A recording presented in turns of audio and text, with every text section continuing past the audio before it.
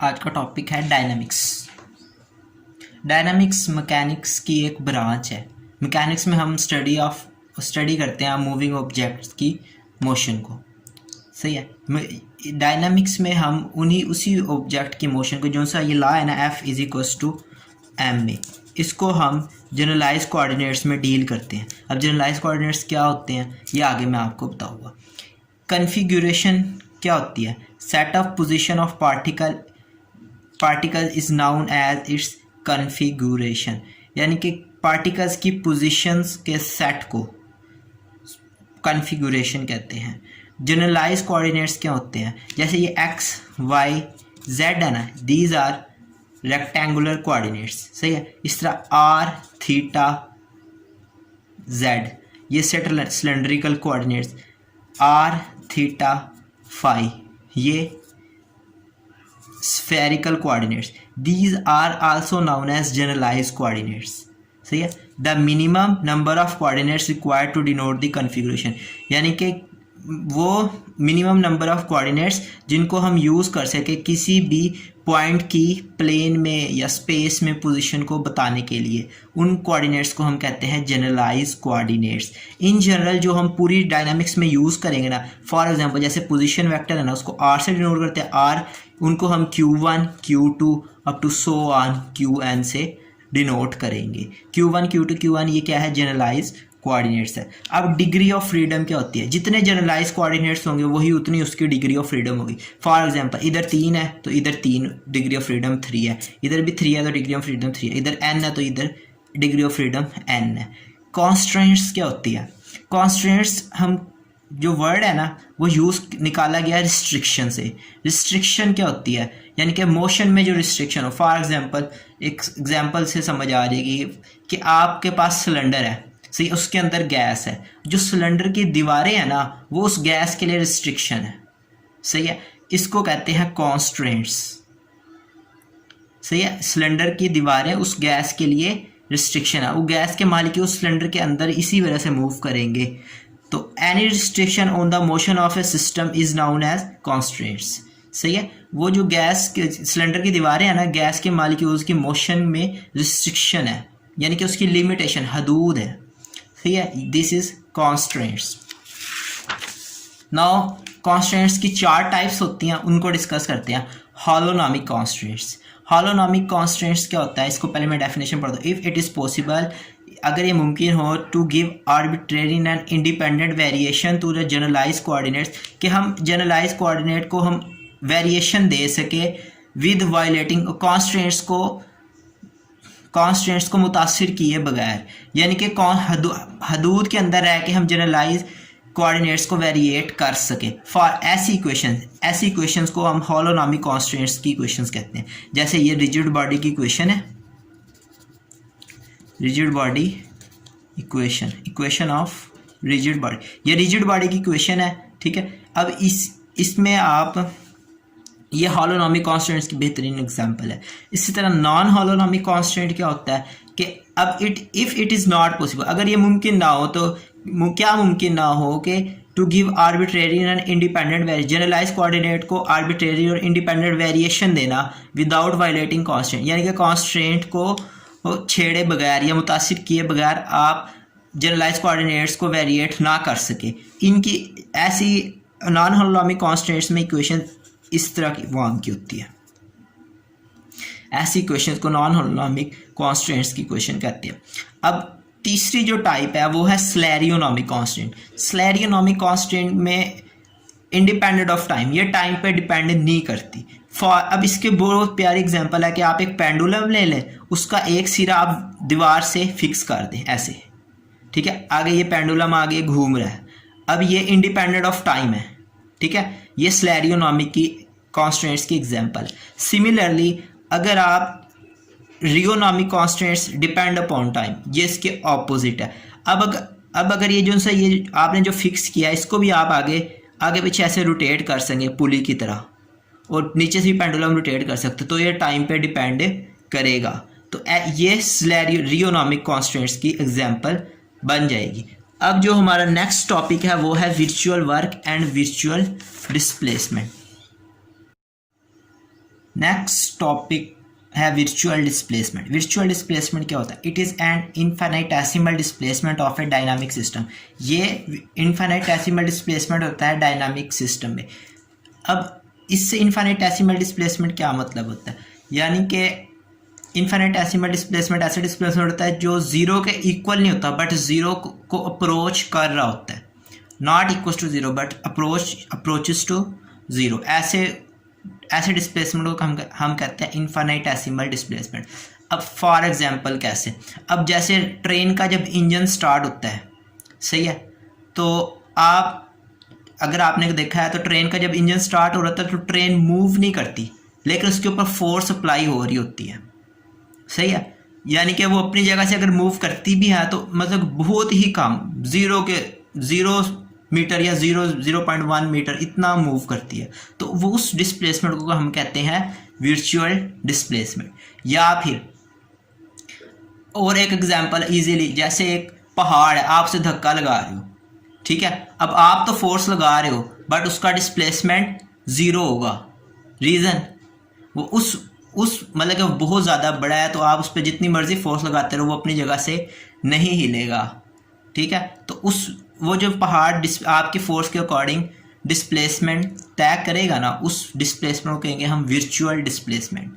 अब work done, virtual work क्या होता है? Work done by virtual displacement, यानी कि आपने जितना वर्क किया, जितना आपको आउटपुट मिली है वर्चुअल डिस्प्लेसमेंट का, वो ही उसका वर्क कहलाता है। जैसे अगर मैं वर्चुअल डिस्प्लेसमेंट को डेल्टा आर से डिनोट करूँ, डिनोटेड बाय, तो वर्क डन क्या होगा? उसको मैं डेल्टा डब्ल्यू से डिनोट करूँगा, एफ डॉट वर्चुअल डिस्प्लेसमेंट। जैसे वर्क की डेफिनेशन होती है एफ डॉट डी होता है डिस्प्लेसमेंट। अब यहाँ डिस्प्लेसमेंट की जगह हम वर्चुअल डिस्प्लेसमेंट यूज़ कर रहे हैं इस वजह से, सो उतना ही वर्क डन होगा जितनी है वर्चुअल। अब जो नेक्स्ट टॉपिक है जनरलाइज्ड फोर्स इन हॉलोनॉमिक सिस्टम, इसको हमने कैलकुलेट करना है, सही है। सो शुरू करते हैं। Let R1 R2 up to so on Rn be the position vectors of particle of masses M1 M2 up to so on M1 Mn तक।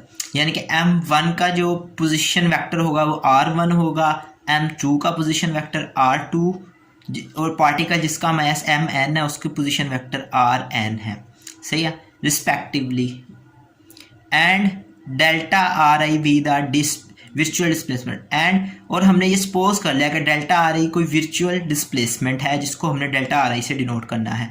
Late ith particle undergo some virtual displacement R I plus delta. हम suppose कर लेते हैं कि ith particle कुछ displacement तय करता है, वो आर आई प्लस डेल्टा आ रही है। सो उसका वर्क डन कितना होगा? डेल्टा, तो उस पर जो वर्क डन होगा, वर्चुअल वर्क डन होगा एक्चुअल में, डेल्टा डब्ल्यू को उससे डिनोट करेंगे is equal to F dot delta R A. चूँकि वर्क का फार्मूला होता है F W is equal to F dot D, so इस वजह से वर्चुअल वर्क, अब डी होता है यहाँ पे डिस्प्लेसमेंट। अगर वर्चुअल डिस्प्लेसमेंट आप यूज़ करते हो तो यहाँ पे आएगा हमारा वर्चुअल वर्क। अब जो फोर्स होती है ना, फोर्स दो तरह की होती है। नंबर एक फोर्स एक्सटर्नल फोर्स, उसको मैं कैपिटल एफ, उसके ऊपर मैं स्मॉल सबस्क्रिप्ट ई डाल देता हूँ। एक्सटर्नल फोर्स जो आप बाहर से लगाते हो, जैसे आप गाड़ी को धक्का लगा रहे हो, ये आप एक्सटर्नल फोर्स डॉट। और दूसरी फोर्स होती है वो होती है इंटरनल फोर्स, उसको मैं स्मॉल एफ और आई से डिनोट करता हूँ। आई शो करता है इंटरनल को, और इन दोनों का सम के इक्वल होती है। Actual force external force plus internal force in दोनों के सम के इक्वल होती है। अब इनके ऊपर डेल्टा आर आई को अलग कर लेना है, प्लस 5 डॉट डेल्टा आर आई, सही है भाई। अब मैंने just dot product delta R आई से अलग अलग किया है, सिंपल। अब यहाँ पहले एक एग्जांपल समझ लो, फिर आपको क्लियर हो जाएगी बात, ठीक है। ये जो आप एक जगह खड़े हो, राइट, आपको किसी ने पीछे से धक्का दिया तो आप कुछ डिस्प्लेसमेंट तय करोगे, उसके नतीजे में उसका वर्क डन भी होगा, राइट। वो जो धक्का दिया ना, वो उसने एक्सटर्नल फोर्स लगाई है एफ, जिसको हमने एफ और उसके ऊपर सबस्क्रिप्ट ई डाल के डिनोट किया है, सही है। अब जो ये एफ इंटरनल फोर्स है, इंटरनल फोर्स वो है कि फॉर एग्जांपल आपका ब्लड प्रेशर इंक्रीज हो गया, ब्लड प्रेशर इंक्रीज हो गया। अब ब्लड प्रेशर की इंक्रीज होने से आप कोई वर्क तो नहीं ना तय करोगे, कोई डिस्प्लेसमेंट तो नहीं ना तय करोगे ना। आपका ब्लड प्रेशर इंक्रीज होगा, इसका मतलब क्या है कि आप आगे चले जाओगे अपनी पोजीशन से हट के। Is it not possible? So इसका मतलब कि ये जो सा वर्क डन होगा ना, ये ज़ीरो के इक्वल होगा, चूँकि ये आपकी पोजीशन में चेंज नहीं लाएगा। बट जब आपको धक्का देगा, कोई एक्सटर्नल फोर्स लगाएगा, वो चीज़ आपकी पोजीशन में चेंज लेके आएगी। So delta W just depend करेगा external force dot delta R I. अब यहाँ से आप देख लें कि अगर मैं ई को भी हटा दूँ तो हमारे पास जस्ट फोर्स होगी डॉट डेल्टा आर आई। अब ये फोर्स का मतलब हो गई external force, internal force always zero. ठीक है, अब हम जनरलाइज कोऑर्डिनेट्स में, क्योंकि जनरलाइज फोर्स फाइंड आउट करना है तो हम जनरलाइज कोऑर्डिनेट्स को यूज़ करेंगे। इसको इक्वेशन नंबर आप 1 कह दें। सही, इसको मैंने आगे यूज़ भी करना है। अब जनरलाइज कोऑर्डिनेट्स को डिस्कस कर रहे हैं। ये जो आर आई है, आर आई जनरलाइज कोऑर्डिनेट को in general Q1 Q2 Qn पे डिपेंड करेगा। सही है, डेल्टा आर आई ले लिया दोनों तरफ, partial R partial Q1 delta Q1 plus up to so on partial R I over partial Qn delta Qn। Delta R I क्यों लिया? क्योंकि इक्वेशन 1 थी हमारे पास, वो मैं यहाँ पे राइट कर देता हूँ ताकि आसानी हो जाए कि work done is equal to F dot delta R I, इसको कैलकुलेट करने के लिए, इस वजह से मैंने डेल्टा आर आई लिया।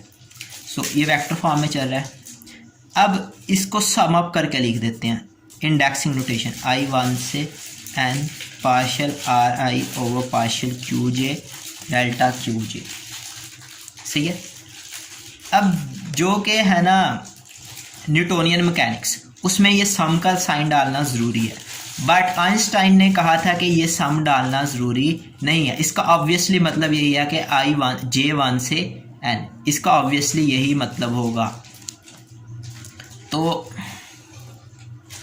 ये इक्वल आ जाएगी हमारे पास partial R I over partial Q J delta Q J के। अब ये जो वैल्यू निकाली है ना हमने डेल्टा आर आई की, ये हम इस इक्वेशन जो पीछे इक्वेशन 1 कहा था, तो इक्वेशन 1 इम्प्लाइज हो जाएगा कि delta W F dot partial R I over partial Q J, ये वाली वैल्यू पुट कर देनी है। डेल्टा क्यू जे ये आ जाएगी F dot partial R I over partial Q J delta Q J which is equal to delta W. और ये जो फैक्टर ब्रैकेट में लिखा है which is known as generalize force delta Q J, और ये डेल्टा डब्ल्यू के where, यहाँ पर लिख देता हूँ where Q J is known as generalize force, और ये क्यू जे इक्वल किसके है, हमारे एफ का डॉट प्रोडक्ट लेना partial R I over partial Q J, इसके इक्वल।